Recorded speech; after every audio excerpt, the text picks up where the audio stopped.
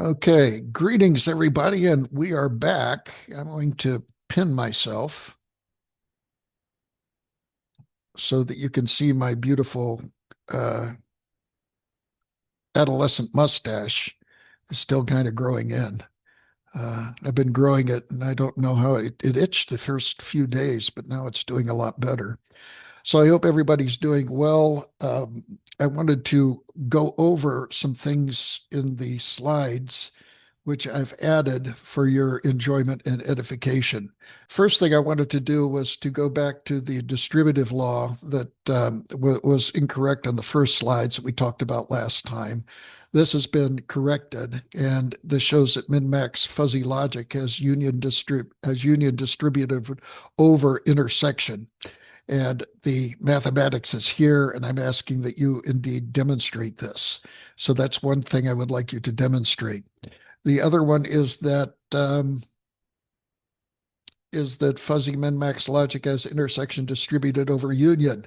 I would like you to look at that also to prove that. Then we have De Morgan's laws, and I want to go over a few other things here. Um, Here is a very nice statement of all of the different properties that we can talk about. Idempotence, I'll talk more about that in a second.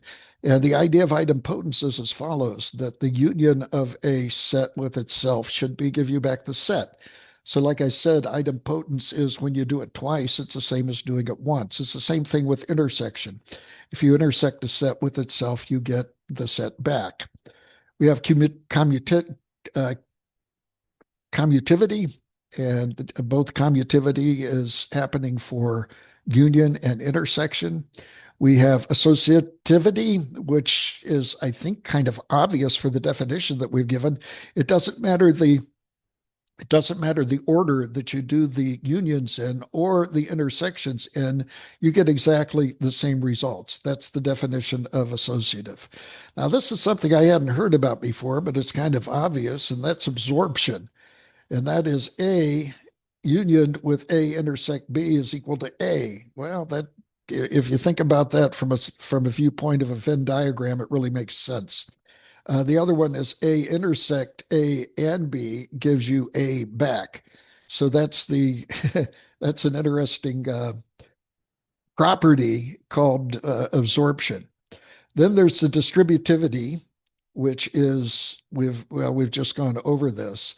That intersection is distributed over union, and union is intersected over intersection, and this applies for Zada's min-max fuzzy logic.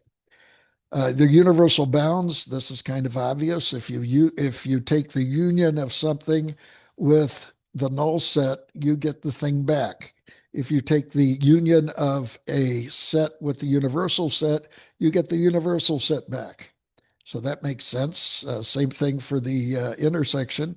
The intersection of A with the universal set gives you A, and A intersected with the null set gives you the null set. So that's interesting. So complementary, this is actually the law of excluded middle and the law of contradiction. That's the definition here in terms of complementary, and fuzzy logic does not involve this. Uh, it doesn't do the law of distributed middles or the law of contradiction, and so these do not hold for min-max logic. Maybe they hold for something else. The other thing which is obvious is that the complement of the universal set is the null set. So what is the complement? What is the universal set in fuzzy logic? It's where the membership function is always equal to one. So if you take one minus that, you get something where the fuzzy membership is always equal to zero. So that's the fuzzy membership function for the null set. Involutive, and this is for the complement. And we're going to talk about different ways to do involutive operations very soon here. And if you take the complement of a complement, you get the same thing back. That's called involutive. If you think about the different ways or different operations that are involutive, let's see. There's reciprocal. If you take the reciprocal of a reciprocal, you get the same thing back. If you negate something and you do it twice, you get the same thing back. Believe it or not, if you take four Fourier transforms, you get the same thing back. So those are examples of involutive sort of operations. And then the dualization is what we called De Morgan's laws. And the De Morgan's laws are stated here. And it does turn out for min-max logic that indeed this does work. One of the things we talked about was the defuzzification. That was in fuzzy inferencing using Mandami sort of logic. By the way, there's a guy named Mamdani that's currently running for the mayor of New York City. They are different people, and I have no idea how they're related nor how common the name Mamdani is. And I think it's Indian. And we said that we could weight each of the individual membership functions by their so-called by their antecedent fuzzy membership, and we can then add them up. We can add them up, and when we add them up, we take the center of mass, and the center of mass tells us where the defuzzification is at. Another way to do it, which is, I don't know, there's all sorts of ways to do it. You can come up with your own method, is instead of multiplying by the number, you actually go and you clip the fuzzy membership function, clip and set everything above it equal to zero. So in both cases, you get a bigger area for if you have a bigger weight for the membership function. And you can actually do it this way by clipping it. Now, which way is right? I don't know. It's which way you can code the easiest. And some people find this a better way to perform the defuzzification. But the idea is the same.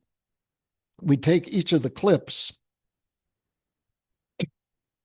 we take each of the clipped membership functions, we add them together, and we get the center of mass. Are we going to get a different center of mass? Yeah, we'll get a different center of mass, but still, it's a viable way of doing fuzzification.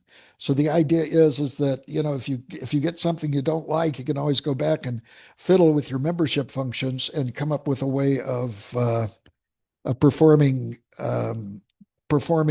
in a way that you expect things to operate. So for the defuzzification, for the defuzzification, what are we doing when we're generating the center of mass? Well, this is where you weight each of the individual fuzzy membership functions as opposed to clipping them. The first thing you do is you generate the sum. You can see the sum is the sum of all of these functions. So the sum would be actually follow this black line up. It would connect the top of each of the membership functions linearly and go back down. So you add them all up in accordance to their weight. Now, we're familiar with finding center of masses or means with probability density functions. Well, with probability density functions, we can find the mean by doing the integral of x times the probability density function, right? dx. However, this only works if the membership function area is equal to 1. And we're not sure that this sum is equal to 1. So what do we have to do? We have to take this mean and then we divide it by the area of the S. So S divided by the area of S gives us a total area of 1. So we're taking whatever the summation is, we're dividing it by the sum in order to give us an area of 1. And then we can apply the same sort of mathematics and the same sort of thought process that we do to probability density functions. And there it's simply taking the integral of x times the probability density function. The probability density function here is s over the area of x. So if you take s over the area of s, you get a function which has an area of 1, just like a probability density function. So that's how we actually compute this center of mass, which is it's a good way to perform that defuzzification. So we did talk about a case study of a fuzzy membership function for a linear induction machine. And this is the error and this is the change in error. So this fuzzy controller, if you will, is applicable to any place where you can figure out how close you are to your goal. It was Norbert Wiener who coined the term cybernetics, who realized that the control in human beings was not looking at where your hand was and where the object you wanted to pick up was, and then moving your hand this way. Rather, it was an incremental process where you took where you were at and then decided if you were getting closer and closer and closer and closer. So the degree that you were close is the error. So this measures the error. How far away are you from your goal? And then the change of error is simply the derivative of the error. How fast are you approaching it? If you have an error and your change of error is too quick, what are you going to do? You're going to overshoot. Let's say that here your goal is here. If your change in error is too big, the error is going to go up, it's going to overshoot, it's going to come down, and it's going to oscillate. So we know in control theory, what is that? That's underdamped, if you will. And if you make your change in error too small, then you have just a little bit of change and you finally can make it to your goal, but that's underdamped. And so what you would like to do is you would like critically damped. You would like it to go from the position you're at to the position you want in a very smooth fashion. So that's what this is attempting to do. It recognizes that the change in error, if it's too big, even though the error might be small, if the change in error is too big, you're going to have an overshoot and you're going to oscillate and you'll eventually come to your desired result, but it's going to take a little while. So this is the fuzzy membership function for a control. And I will submit to you, this is probably a good fuzzy membership function for control of anything when you're trying to get an object to its destination. You can always measure the error, how far away you are from the error, and then you can maintain to talk about the change in error, how fast you're changing the error. And this table has been generated probably by trial and error in order to give us a critically damped uh,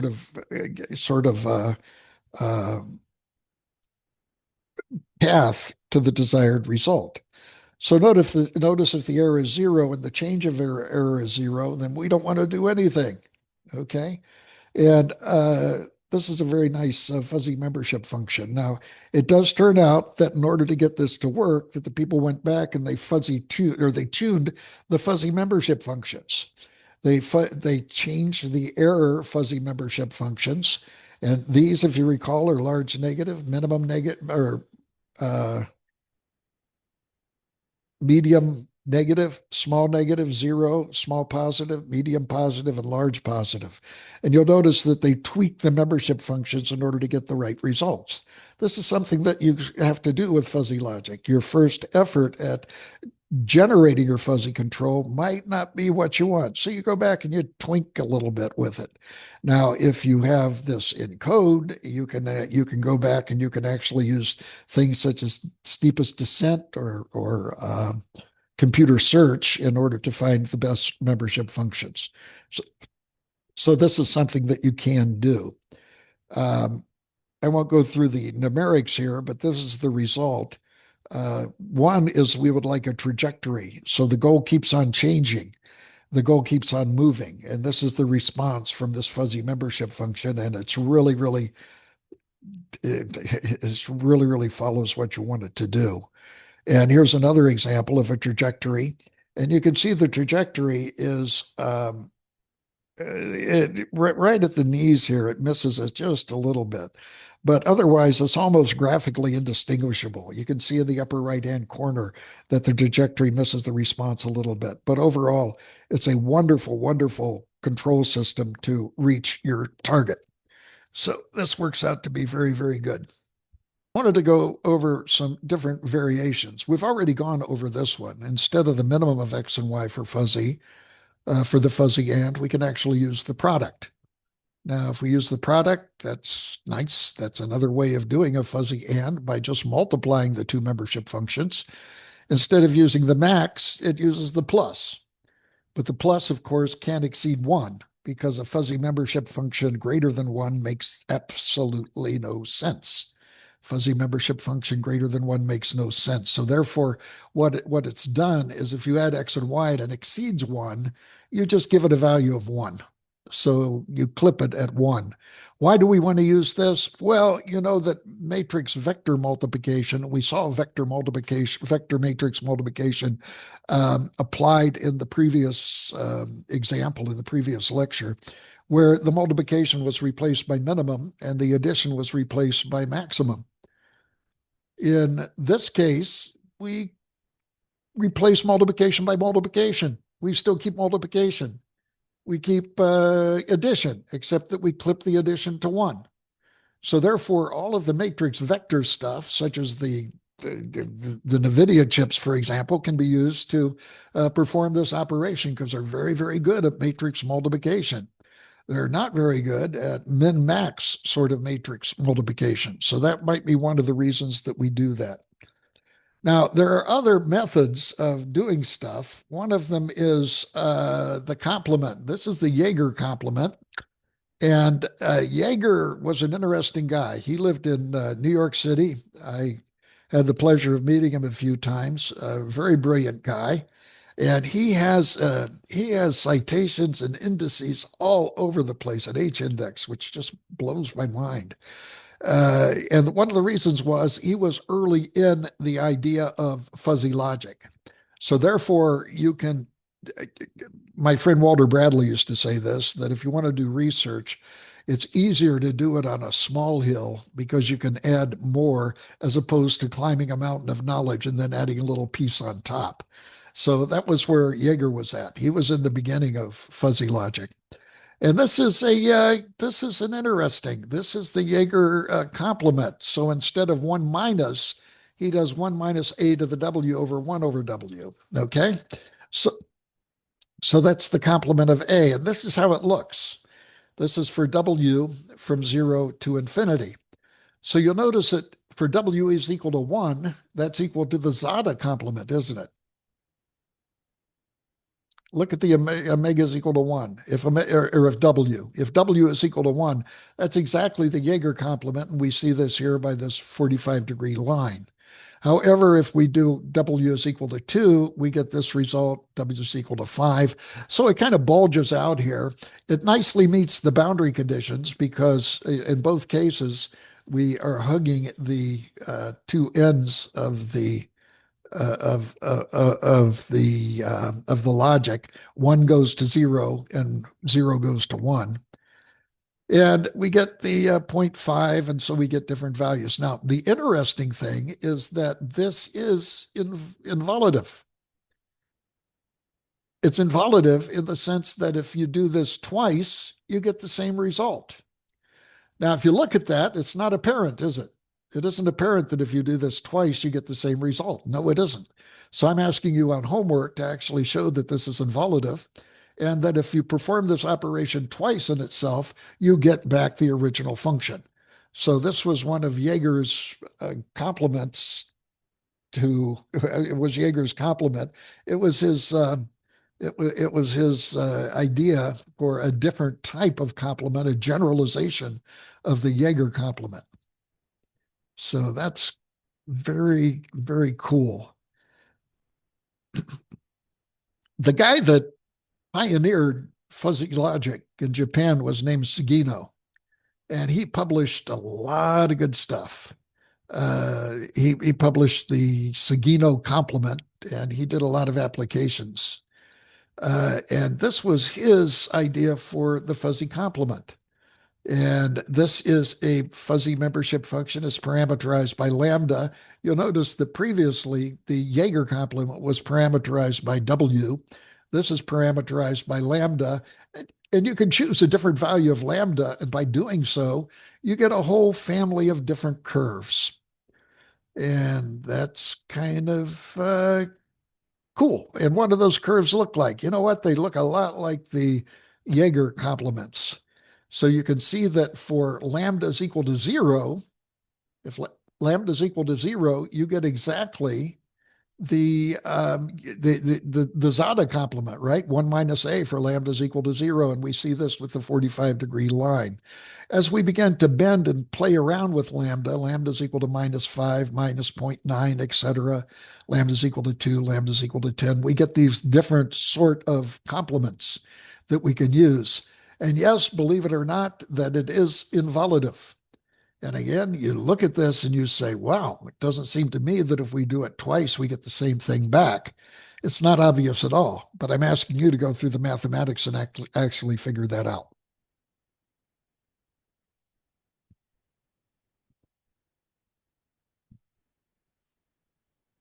Why would we use these? That's a good question. And I don't know. You might want to put this in as one of the parameters that you tune.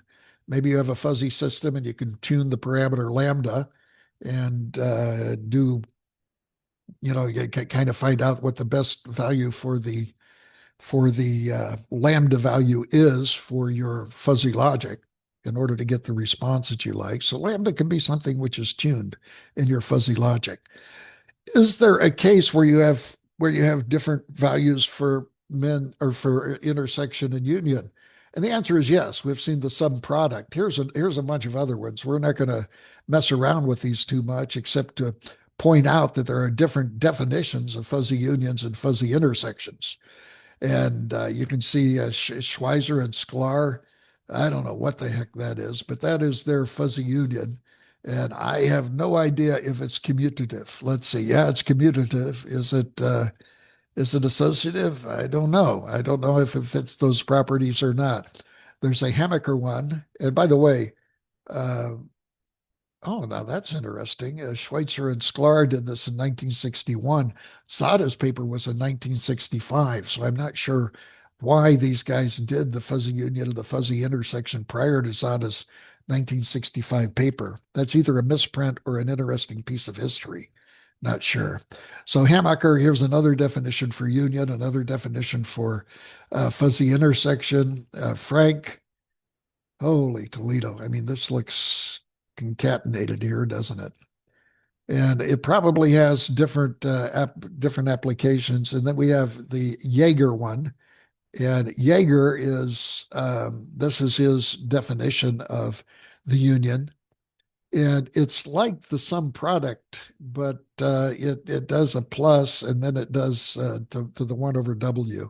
And the intersection, I don't have a clue where that came from. Well, yeah, I guess I do.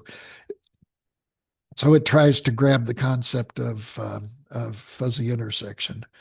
Dubois and Prade were a couple of French guys who worked a lot together, and they published a lot of stuff in fuzzy logic. And one of them was their idea of a union and an intersection.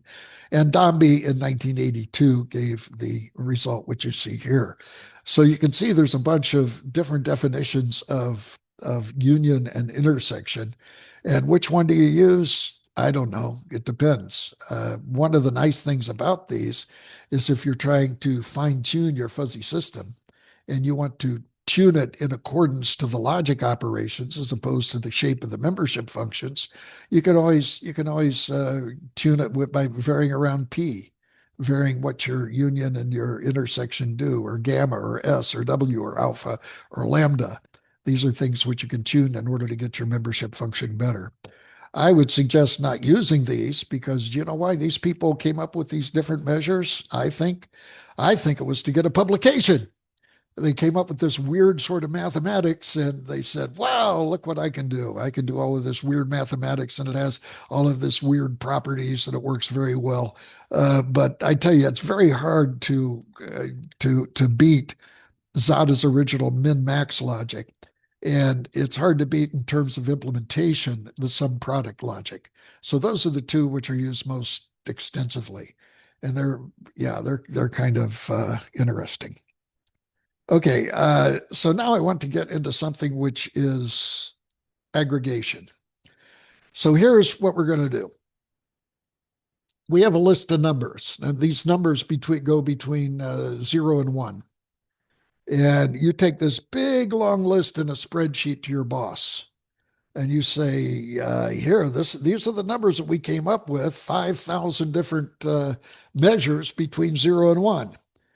Or your boss is going to look at that and said, I don't understand what the heck's going on. I want you to summarize all of these numbers with a single number. I want you to summarize these numbers with a single number. And well, there's a bunch of ways to do that. There's a bunch of ways to summarize numbers, a list of numbers with a single number. And that's captured very nicely by this aggregation result that we have here. And you can see it's parameterized by alpha.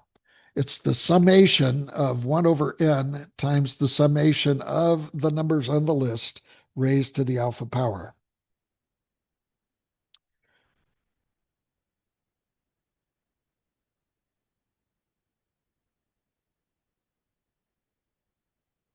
What I'm doing is I'm connecting my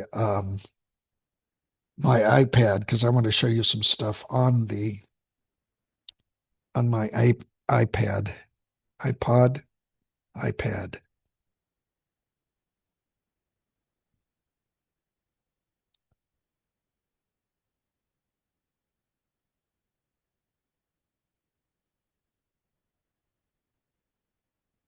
Okay, got to make sure my volume is down.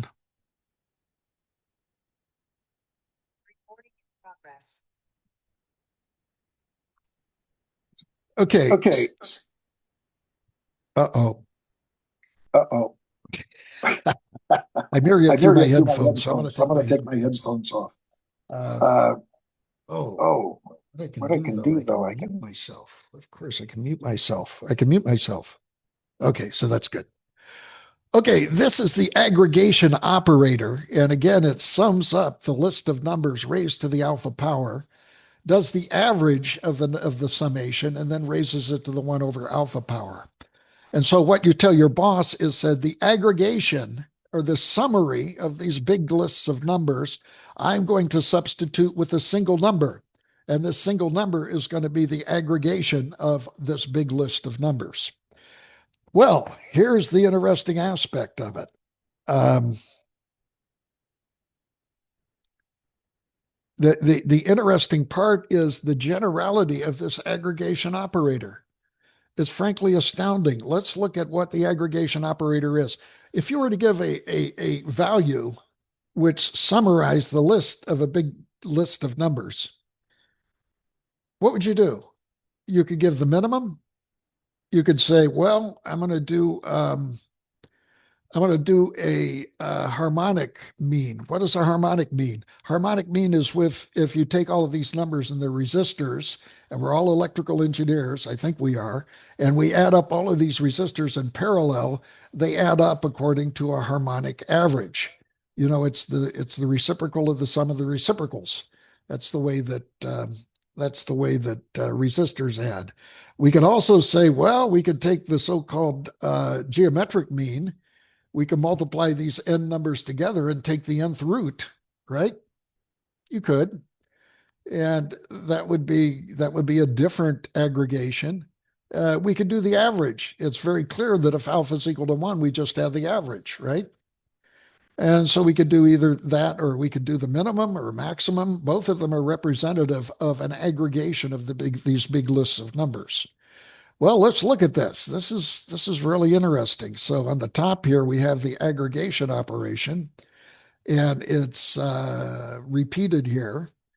And here is the fascinating part. We know down here the aggregation, if we use a 1, is equal to the average. If we use the 2, we get something which is known as the RMS value, which we use in engineering all the time, the root mean square. So what we do is we sum up the squares, of the operation, we average the sum, and then we take the square root of it. So this is the definition of the RMS value.